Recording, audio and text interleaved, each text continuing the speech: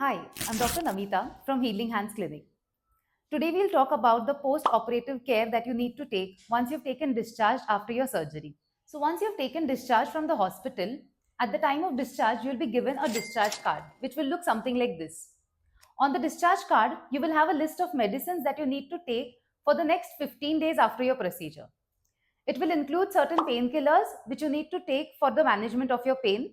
It will include some sprays or creams which you need to apply locally, some antacids which will help with your acidity, and certain laxatives that will take care of your constipation. Certain sprays or creams are given for local application.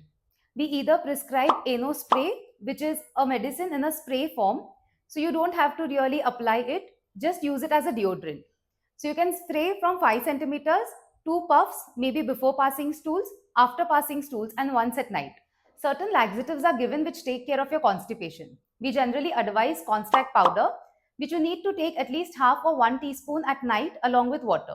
So post surgery, certain symptoms like mild pain, mild discharge, mild bleeding, around say 8 to 10 drops of blood if you see, there is nothing to worry at all.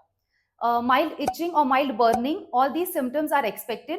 Hence, these medicines are given which will take care of all these symptoms. In case you're facing extreme pain or excessive bleeding, you can anytime get in touch with us. Our doctor's numbers are given on the discharge card. Healing Hands Clinic is open 24/7. In case you feel any discomfort, you can anytime visit our clinic. Thank you.